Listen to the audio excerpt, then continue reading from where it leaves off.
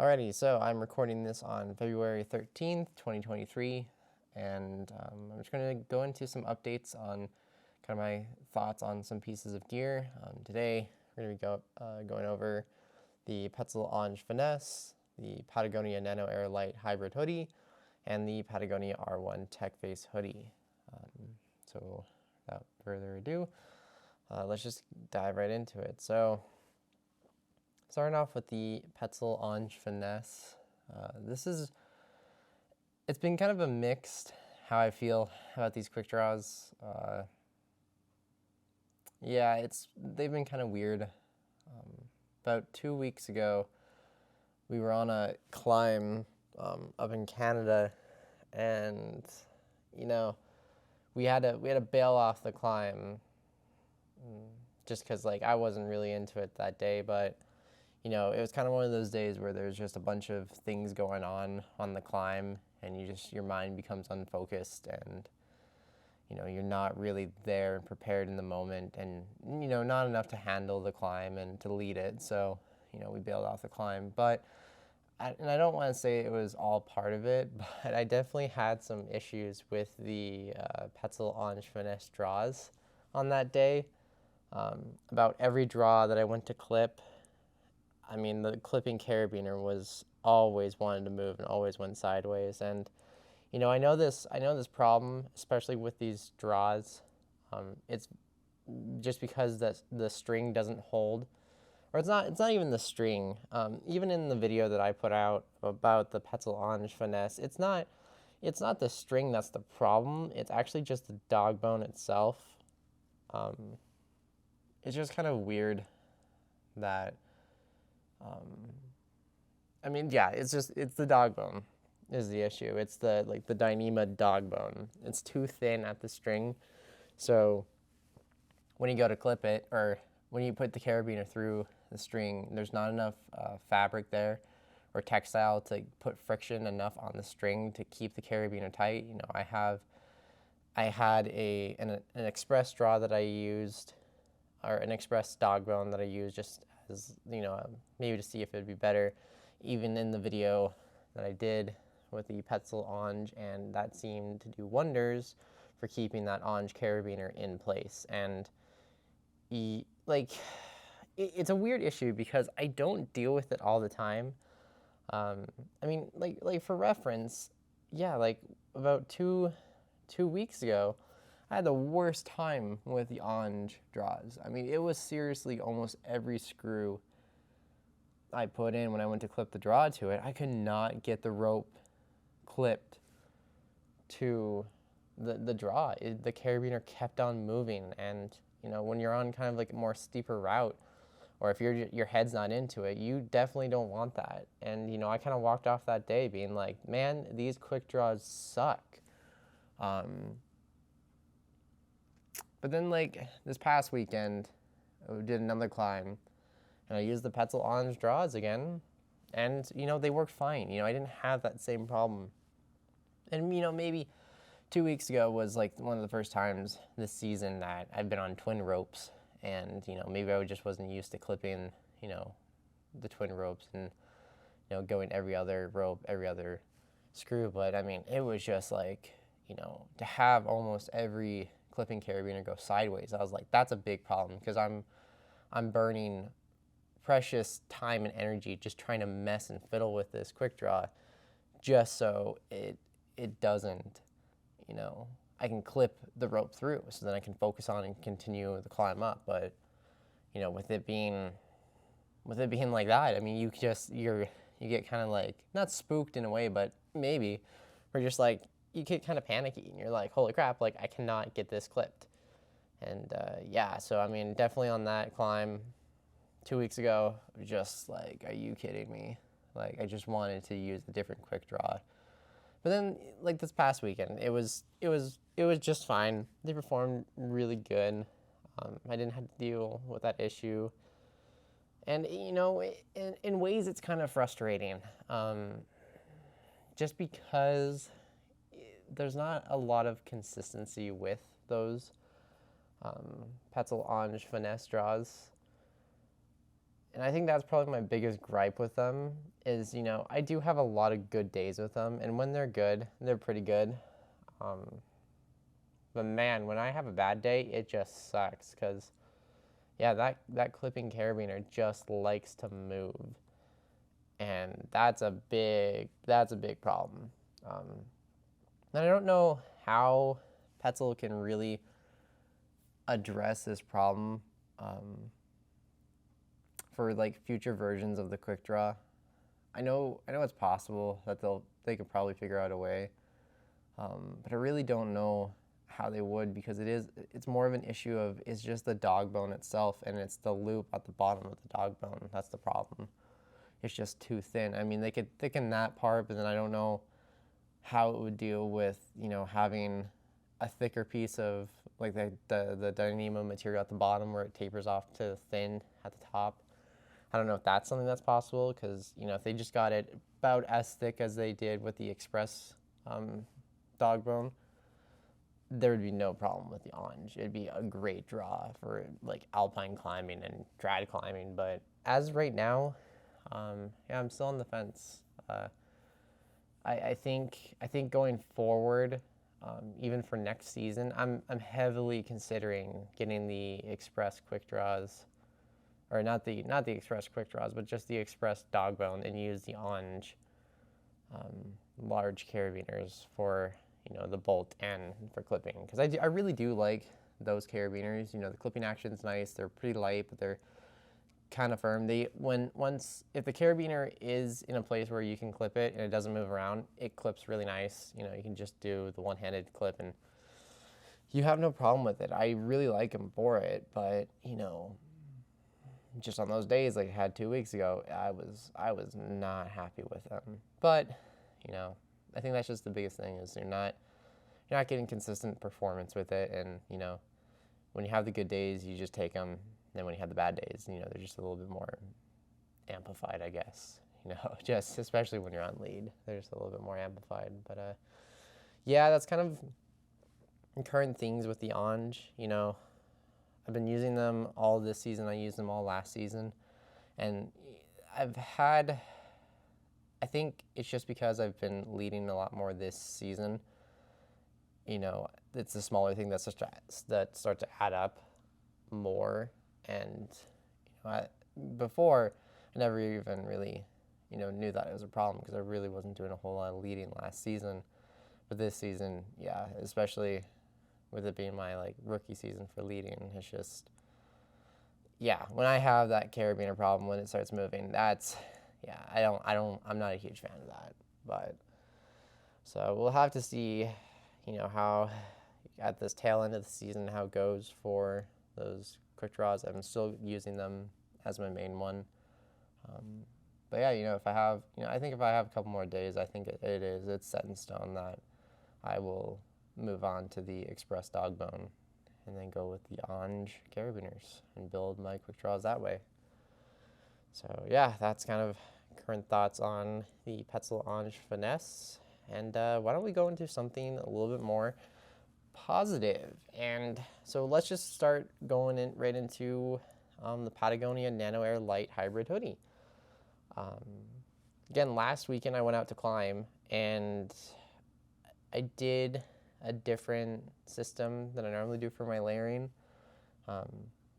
This season I've been really using the Patagonia Kapling Air base layers, and, you know, for my uppers, I generally go with the Black Diamond Coefficient LT Hybrid Vest as my main kind of piece for kind of like a mid layer.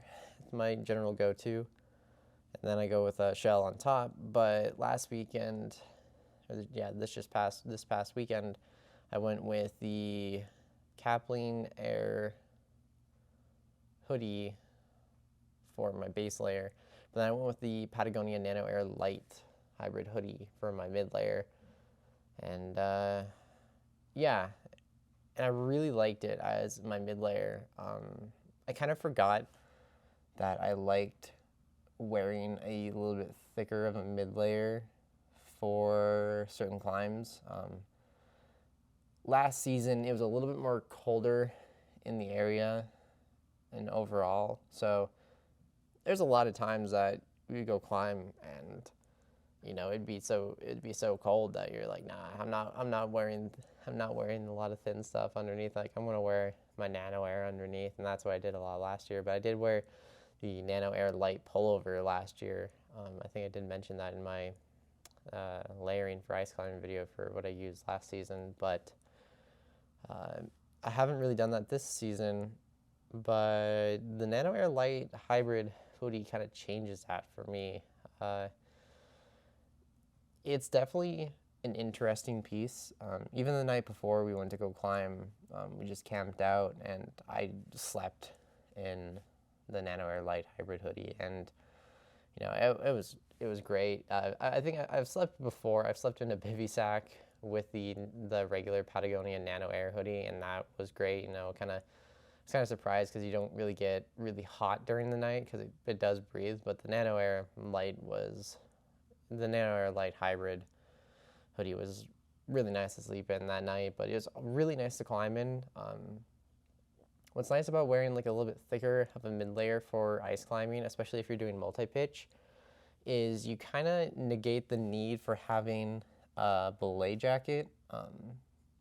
Because normally what I would normally do is I would put on my my DOS light on my harness, and I'd bring it up, and once I get to a certain place, I can stuff the DOS light in its own pocket, and then I can clip it to my harness, but then I can like undo it from its pocket, and then I would have a belay jacket. But when you wear a mid layer that's a little bit thicker and a little bit warmer mixed with a good base layer, you don't need necessarily that belay jacket to stay warm, especially if you are at a belay station.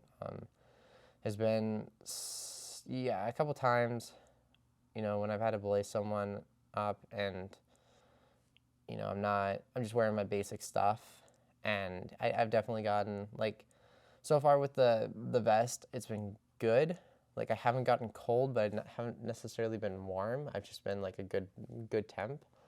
Whereas, like, this past weekend when we went to climb, like, climbing in the Nano-Air light hybrid hoodie was great. There wasn't too much heat that was built up underneath. I think I really do credit that to the smart paneling of the R1 Air material. Just because, it does go into like the back of the neck and then under the arms, and, the whole back panel is R1 Air. And I didn't really know how breathable R1 Air was. I think I mentioned it in my video that I was actually really stoked for this piece just because it's my really first use of R1 Air. Normally the R1 Air collection, whether it's the crew neck, the cord zip, or the full zip, the medium just fits kind of weird. It's a little bit of a weirder fit, and it's like tighten the chest and shorten the arms for me. And like I've tried a large on, and it's like the large is like way too big. So I've been in this random like void where I haven't been able to wear the R1 Air. So getting to use this was great. And going outside when it was kind of breezy, it was pretty interesting to feel like how much the wind cuts through the R1 Air, which is, it's not surprising in a way, because I know with a regular R1, air is definitely permeable, but I didn't know how much. And it was kind of weird to, walk around just with that jacket on and feel that like the Nano-Air light was giving a little bit more protection to the wind than the R1 Air. And, I remember when I first got my Nano-Air, just walking around in the wind, I was like, it was kind of surprising because I wasn't used to having a breathable jacket. And, having that wind cut straight through you, it was just like, whoa, like this jacket doesn't do anything in protection, but it's like its job is to keep it breathable and warm when it needs to. But yeah, just walking around regularly with the Nano-Air light hybrid hoodie, I mean, it was pretty crazy to feel how breathable the R1 Air material is. And yeah, like I said, I think it definitely helps, when you are climbing with it as a mid layer, it definitely expels heat, and you don't have that buildup when you are moving and when you are like leading or following. You don't have, and even the approach, it was nice. but definitely at the belay stations, it was definitely nice to have it on because, you're not moving as much, but if you have like a soft shell or a hard shell over it, the wind's not cutting through you, so you are still insulating. And it was like the perfect amount of insulation to where, yeah, I really didn't need a belay jacket. And now, funny enough, just getting this one piece, I'm like almost kind of reconsidering how I want to layer again for climbing, for ice climbing. I really do like this Nano-Air light hybrid hoodie. And granted, it's just been one day with it, but I was pretty impressed with it off of using it and using it for the whole weekend, and kind of not just using it just for walking around town, but really using it for kind of what it was intended to be used for. And yeah, so I'm really impressed with the Nano-Air light hybrid hoodie. Definitely excited to use it more at the end of the season. I think I'm going to start pairing it with the crew neck version of the Petzl Air and kind of go with that. Definitely want to get in more testing with it. So, hopefully by probably late spring is when I'll probably do like a good review on it, maybe long term, because I think by then I'll have enough time that I've used it in various conditions that I think I can have a good opinion on it. But yeah, for right now, I'm super happy to have it, and I was pretty stoked at the announcement of this piece. But I'm even more stoked having it now.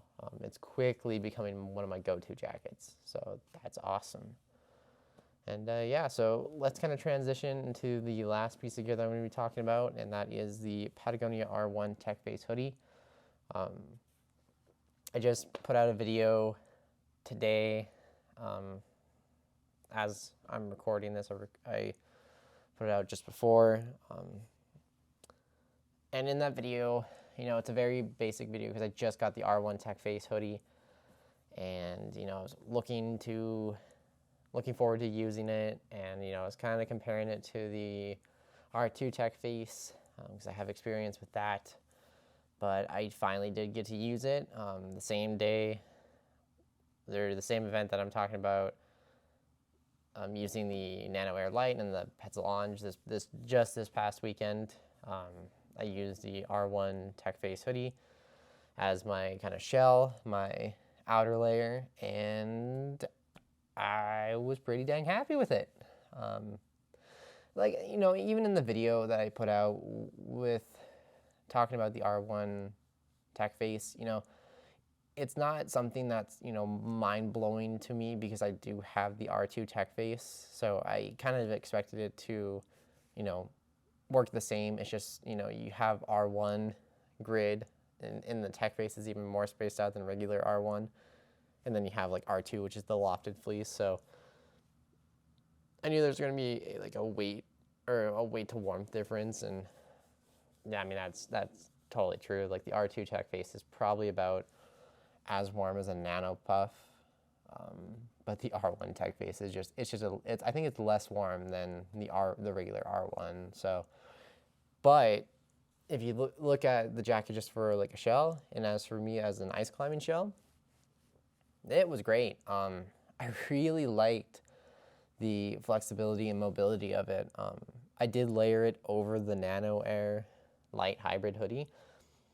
That was fine. There was no restriction. And actually what I really liked more so was I didn't have the sleeves roll up really bad.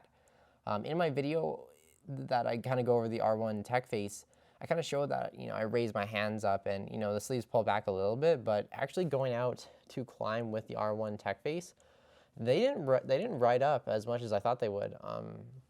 All my climbing shells previously, whether it be the Storm 10 or the galvanized, they all like ride up significantly or ride down when my arms are up because I'm holding ice tools.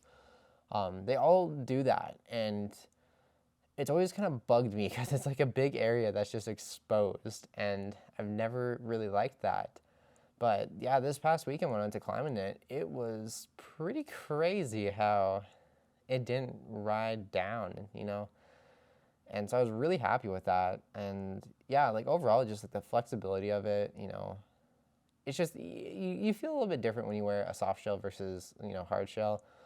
Even from something as like the noise, it's pretty common with when you wear like a soft or a hard shell, you know, get that crinkle and the that a hard shell kind of gives whenever you move around. And, you know, a soft shell doesn't do that. And with kind of a soft shell, you know, you're not as afraid to rub against things because, you know, the soft shell should generally be able to take it. You know, generally speaking, like hard shells can take it, but, you know, if you rub up against a sharp rock, you know, there's a chance that you might rip or puncture the hard shell, whereas like a soft shell, it will just kind of stretch around and hopefully it should be fine. So there's kind of like a little bit difference of when you're going into something with a soft shell versus a hard shell. And I do like that, you know, it's less of a worry. You know, if I need to put my shoulder into the ice and I don't have to worry about whether it's sharp or not, and will it poke a hole or whatever, like it's nice not to have to worry about that. And yeah, I definitely like the flexibility and mobility. And you know, the TechFace alone is very weather resistant. When we were at the climb this past weekend, it was pretty windy. It was almost like a snowstorm was going through. I mean, you're up in the mountains, and the wind was definitely ripping, and you know, had some like light snow flurries here and there. And you know, at times I was like, oh man. I actually did that day. I brought my hard gel. I brought my Storm 10 in my pack just in case, but I never used it. I used the R1 TechFace the whole day, and you know, even topping out the climb, being where it's a little bit windier, it was fine. You know, I did have more faith in the R1 TechFace just because I had more experience with the R2 TechFace, whether it be the pants that I have or the R2 TechFace full zip jacket that I have, the hoodie. You know, I definitely knew that the TechFace would stand up to the wind, and it really did. So yeah, like I'm super happy to climb in it. Probably for the rest of the season, I might just switch between the Storm 10 and the R1 TechFace. I'm a little bit more curious to get some more days in the R1 TechFace, and you know, in general, like overall, super happy with the piece. Definitely looking at it too to do some like earlier season rock climbing. It's just if I need that like protection piece. But yeah, like super happy to use it for ice climbing. It's something that I've been aware of for probably about 2 years. There's an old video out there, and I say old, but it could be just like 3 years old. But it's basically like an ice climbing layering system that goes over pretty much all Patagonia stuff. And the person who's presenting in that video, he shows that he's using the R1 TechFace as his shell. And at that point, I had already owned the galvanized, so I wasn't really looking at another shell. But I was always kind of curious on the R1 TechFace. And after using the R2 TechFace a couple times, I was definitely even more curious about it. And yeah, now finally using the R1 TechFace, I kind of get what the hype is. It's definitely a great soft shell to use for climbing. Excited to use it. Hopefully I can use it for some rock climbing and possibly some dry tooling. But yeah, you know, it did a great job. Stood up to the day, stood up to the wind. I have no doubt that it'll stand up to any other elements. And yeah, so that's kind of my update on the Patagonia R1 TechFace. So if you made it this far, thank you for watching. I hope this can become a new style of video that I do.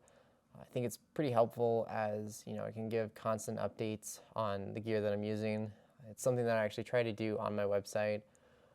I generally put a piece there and I try to update it, but sometimes it's a little bit easier to do things in words and spoken rather than just trying to write it down.